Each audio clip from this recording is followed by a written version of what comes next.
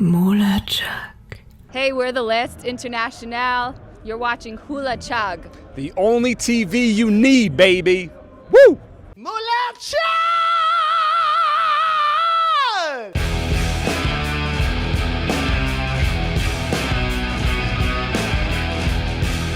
How does it feel to be able to play again? Oh man, free. Freedom. After 2 years. I mean, are you in a mindset where you say, well, let's take it how it comes? I don't know if in 3 months they say, well, another year you can't go on tour or something? Or do you start planning, let's say, next 2 or 3 years? Oh no, we're not planning, definitely. Even like when Howard booking the tour, we're like, you never know what's gonna happen. You never know. Our tour manager's over there. We're like, yo, try to book flights and get hotels that are refundable, because you never know. You're not even promised a gig if it's tonight. You know, that's how crazy the world is right now. Well, right now we're like completely independent, no manager. We're kind of like the slate is clean, and we're starting over. So that makes it a little tough too, because now we're managing ourselves, and a lot of unknowns. What's gonna happen? But it's exciting too.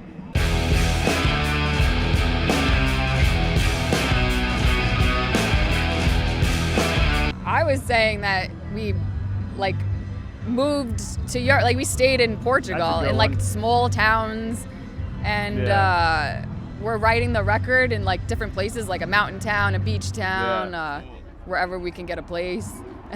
I was going to mention Taratata.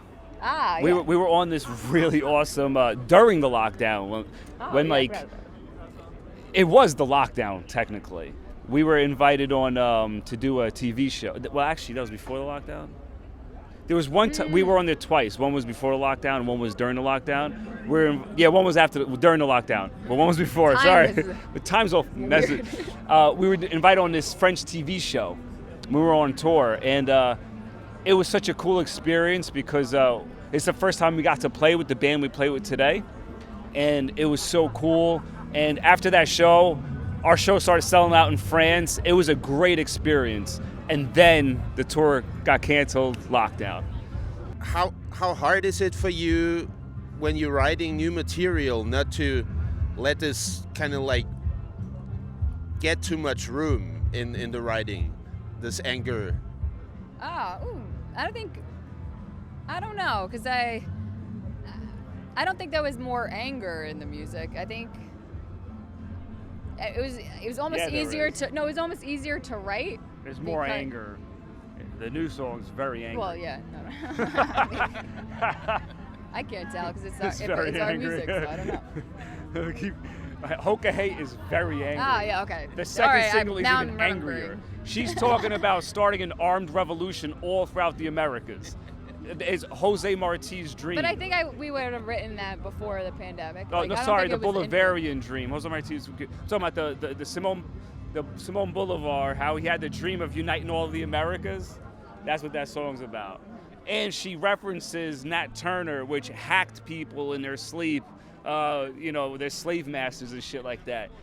Give me a rock band that's angrier than that.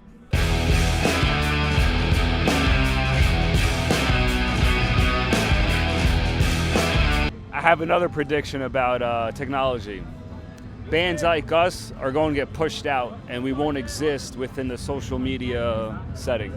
We're going to be completely out. The algorithms are going to push out all of our messages, and big tech censorship and everything like that.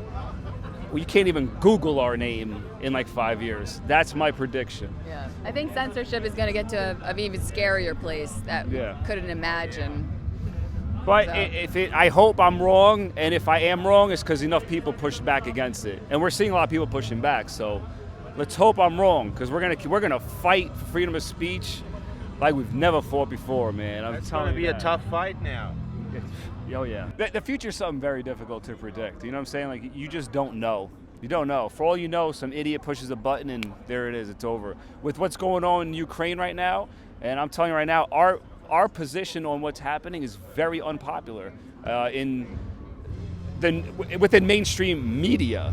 You get what I'm saying? Amongst the population, it's a different story. But mainstream media, CNN, whatever, they keep pushing the war narrative. Send more weapons, send billions of dollars to Ukraine.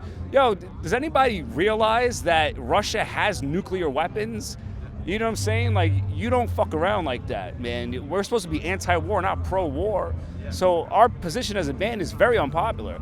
I fucking hate Zelensky. I hate Putin too. I fucking hate Biden. I don't give a fuck. You know what I'm saying? Like, you take all that into consideration, you're gonna know I don't like any of the power structure. You know what I mean? We've always been fighting against this, and we've been anti-war from the beginning. Zelensky hangs out with neo-Nazis. You know what I mean? How is he a hero on TV and CNN? How come other bands are worshiping Zelensky? How come U2's gonna hang out with the dude? You know what I mean? Like, it doesn't make any sense. Our politics as a band is very unpopular in mainstream media, and it's very unpopular with other bands too. But amongst the people, it's not that unpopular. You know, people from all walks of life, whether you're left wing, right wing, chicken wing, none of that shit matters. The population, I think, is coming to a different kind of awakening, you know, a different reality than what mainstream media is pushing.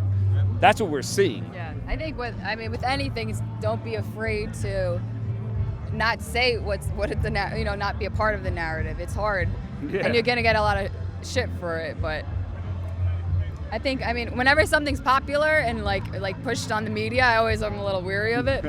So I usually go against that anyway. The opposite of what they say. We want people to be different. People come from all walks of life. Have a debate, have a discussion. Don't push one ideology down someone's throat. We're not about that. You know what I'm saying? If and our fans know that. You know, we're not pushing any narrative down your throat. We're not. We're encouraging you to think freely and come up with your own opinions. Even if your opinion is different than our band, that's cool. You know what I'm saying? Like, that happens a lot. Like, when, not a lot, but what? Someone will write us, be like, I don't like this, and they disagree with us all the time. But it's all love. And we'll talk, sometimes we talk back to them we'll write a whole long thing, and then they're like, oh wow, okay. They wouldn't expect us to. They would just expect us maybe to get mad because they have a different opinion than us and all that, but we don't. And we're like, okay, we want this dialogue with you. We're just people. Like, we're all going to end up in the same place.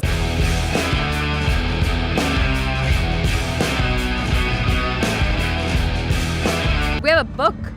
You took my answer. Oh, good. We move around a lot, so we have one thing that we always have with it. This is Tom Morello's Atlas Underground book, and he wrote a really nice thing for us, a very heartfelt message in it. So we always have that in our music room for inspiration.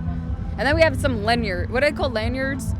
Yeah. What do you get from festivals? We have that stuff. The Kiss one. She took my answer. The Tom Morello book. Yeah. MULATSCHAG!